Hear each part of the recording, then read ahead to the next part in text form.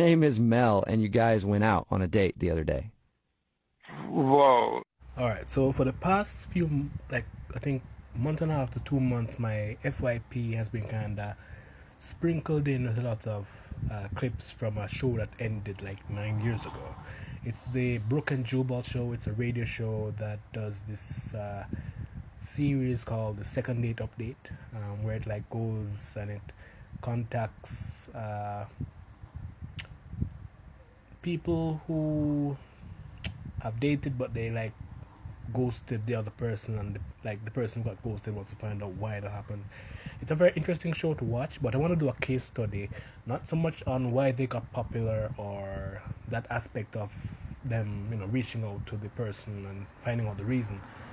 I want to do a case study from the side of the the Brooklyn Jubal show. To me, actually has a lot that they can teach you if you actually do like sales on the phone sales, particularly if you have to do like cold calling.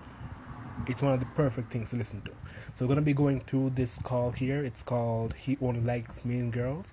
We're gonna go through maybe just the opening to where the person kind of opens up, and we're gonna kind of look at that. So yeah, so we're gonna go through that now. So let's start off with the opening, and we'll go from there. So Hello? Hi, can I speak to Evan, please? Yeah, this is he. May I ask who's calling? Yes, you may. This is Jubal from Brooke and Jubal in the morning. How are you? I'm doing well. all right, so we just heard Jubal introduce himself and the show to the person here who he called, and you can hear the bit of skepticism wanting to know who is calling. So this is something that if you do like cold call, you have to deal with a lot. The person who you're going to be contacting, they don't really have an idea who is calling them, so you have to not only introduce yourself in those couple of seconds, but also be able to open with a warm and friendly tone, so they're not, just immediately off the phone. So let's continue. All right. Like, what can I do for you? Do you have any idea who I am or where I'm calling from or anything?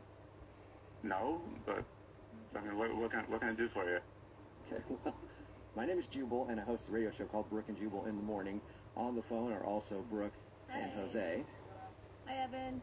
All right. So another thing that he does, he brings in the other people into the call. So typically on your cold call, you probably won't have the other people, but to kind of look at what he does. So instead of it being just Jubal and him, it's a group of people bringing him into the conversation. So it's more like he's participating in a more forum thing and not, let's say, directly having to be just him and Jubal trying to come up, trying to figure each other out. It's more a friendlier type scenario that he's going into.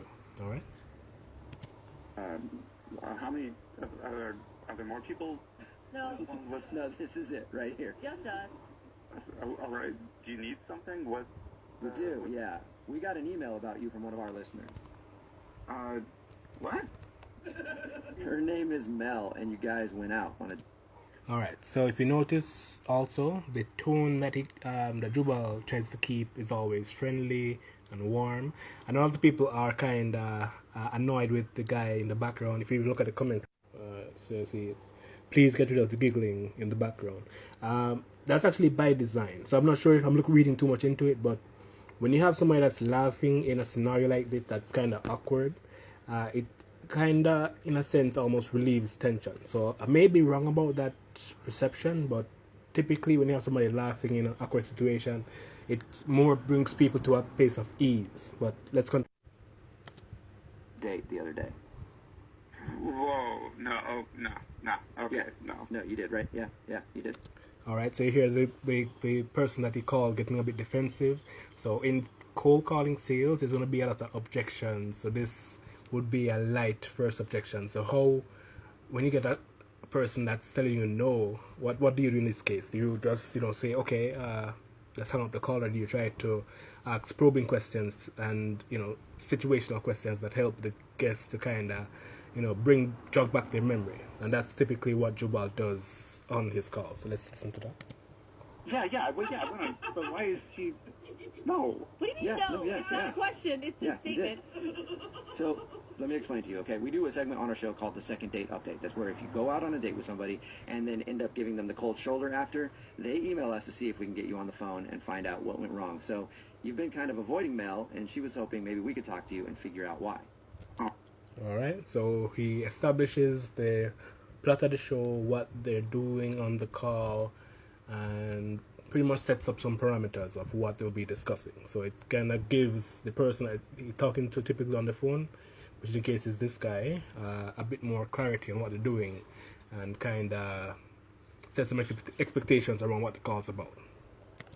Oh, come on. This is low. This is not. What is low? This is not a thing.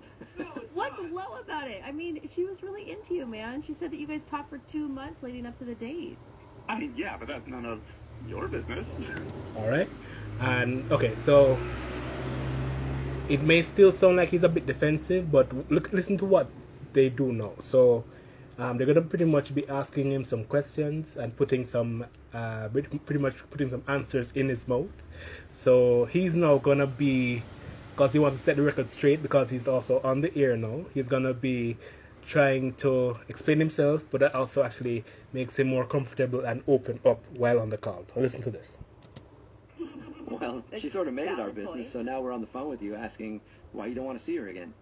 Dude, I mean... You could have just told her to begin with, and we would have avoided all of this.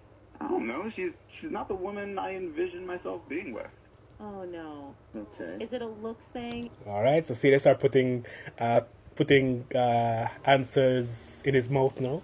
So this is gonna actually prompt him to, feel that he has to defend himself in that sense. But not only that, it kind of makes him almost want to open up more and share the story of what actually happened. So he sets the record straight. Is that what you're implying? Oh, no, I'm not that superficial. So it's about her personality, not her looks. That's cool, too. It's not... It's who she is as a person, not... Whoa, that is deep, man. What don't you like about her as a person? We talk... All right, and see now Jubal is asking another leading question now, probing, getting him to open up more and actually share the story, and kind of getting the context around why they're no longer dating in this context. But if you're doing this in a cold call setting, you want to not only get the person you're talking to comfortable, but get them to be doing most of the talking, and that's what they're leading up to now. So he's going to be telling his story from his perspective of why, he's no longer interested in this particular girl. Talked to her, and found out a little bit about your date, and she sounded cool to me. Sounded nice. Yeah, she's very nice. She's a very nice girl. Okay. That's kind of the problem. I mean, nice girls are good to work with. They're good to have as sisters. That's not what I'm into. Wait, she's nice and you don't like her because you want a bad girl? Yeah. Okay. What? Wow. All right.